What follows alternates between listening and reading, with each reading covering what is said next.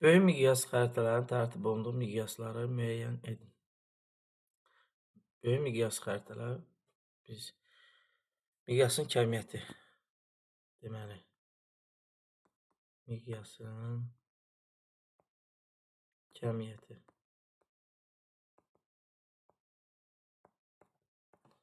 Yəni miqyasın kəmiyyəti 1 bölünsün, məsələn 10.000.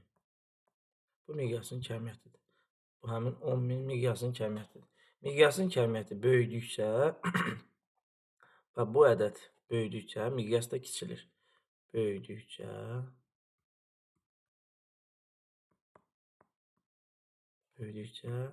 miqyas kiçilir.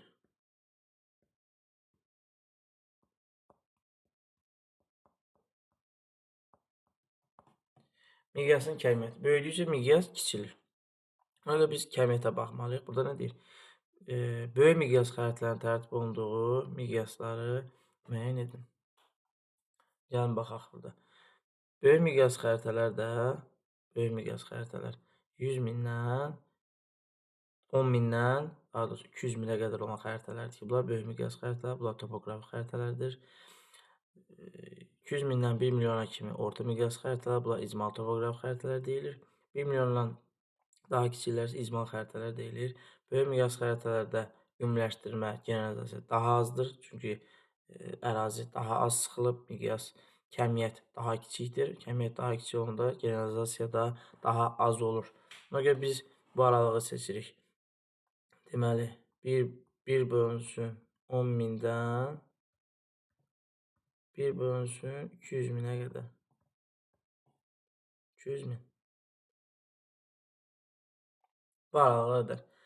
İndi gəlin baxaq. 500.000 səhv. 20.000, 100.000, 150.000. Bu doğrudur, B variantı. C-yə baxaq. 3 milyon var. D-də 10.000, 100.000, 1 milyon. D-də 50 milyon. Cavab B variantı. Xəritədə olan tərif növlərinə aid deyil. Biz bilirik ki, kürədən müstəviyə keçəndə yer kürə formasındadır və kürədən müstəviyə keçəndə burada təriflər olur. Bu da həmin kürə səthindən müstəvi səthinə keçdiyi üçün baş verir. Bu təriflər forma, bucaq, sahə, uzunluq, amma dərinlik tərifi yoxdur. E variantı. Sxemdə coğrafi koordinatlar verilən ərazidə hansının həqiqi sahəsi daha böyükdür? Biz bura baxsaq, biz birinci burada nəyə fikir verməliyik? Biz baxaq ki, bunlar hansı paralellər və meridianlar üzərində yerləşir. Və bunlar arasında dərəcə fərqləri nə qədərdir? Biz bilirik ki, düzbucaqlığın sahəsi n vurulsun uzunluqdur. AB. Məsələn, bura A-dırsa, bura B-dir. Hər birində. Bura A-dırsa, bura B-dir. Deməli, A, B. A, B, bu da A, bu da B. Bunun sahəsi A-nı B-yə vururuq. Yəni, A-nın uzunluğu vurulsun B-nin uzunluğu. Baxaq, hər birində birinci A-ya baxaq. Məsələn, birinci məntəqədə A uzunluğuna baxaq. 55 dərəcə, 45 dərəcə. 40 dərəcə, 30 dərəcə. 45 dərəcə, 35 dərəcə, 20 dərəcə, 10 dərəcə paralellərdə yerləşir. Biz A-da, yəni bu A N-in uzunluğunu tapmaq üçün biz bu 55-ci meridiandan 45-ci meridiana paralelə getməliyik. Biz bilirik ki, 1 dərəcə meridian qövsünün uzunluğu 111 kilometr qəbul olunur. Yəni, bu dəyişmir. Bu, bütün meridianlarda eynidir. İndi baxaq ki, biz A-nı tapanda həmin o dərəcəni tapmalıyıq ki, görək neçə kilometrdir. A bərabərdir. Deməli, bu məntəqənin biri 55-də, biri 45-də yerləşir. Bunlar arasında dərəcə fərqi, deməli, bunlar arasında dərəcə fərqi tapmaq üçün eyni yarım kilometr üçün 45, 55, 10 dərəcə. 10 dərəcə fərq var. Baxa digərlərini, 30, 40, yəni 10 dərəcə. C-yə baxaq, 10, 0, 10 dərəcə. 35, 45, 10 dərəcə, 10, 20. Deməli, bunların hamısının uzunluğu eynidir. 10 dərəcədir. Deməli, bunların uzunluqları bərabərdir. Biz uzunluqlar deməli bərabər. İndi keçək n-ə baxaq ki, n-lərdə necədir vəziyyət? N-lərdə əgər baxırıq ki, hansı daha uzundursa, deməli onun sahəsi də böyük. Çünki burada A vurulsun B-dir. Deməli, B-yə baxaq indi. Fərqli. Deməli, A variantındakı B-yə baxaq. Deməli, B Biri 45 paralelində gedir, biri 35-in 55-ci paraleldə gedir. Deməli, B-nin biri 45-də gedir, biri 55-də. Deməli, 45, 55. Digərinə baxaq. B-də baxaq. Deməli, B-nin biri 40-cı paraleldə gedir, biri 30-da. C-yə baxaq. Biri 10-da gedir, biri 0-da. D-yə baxaq. B bərabər. Biri 35-də gedir, biri 45-də. Y-yə baxaq. B. Biri 20-də gedir, biri də 10-da.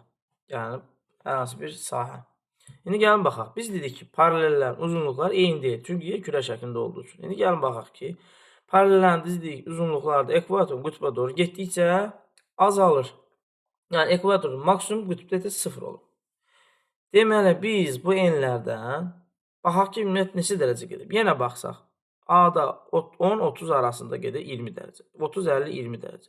80-50, 80-60 20 dərəcə. 0-20 20 dərəcə. 20-0 20 dərəcə. Yenə 20 dərəcə gedir. Deməli, bizə paralelin uzunluğu lazım.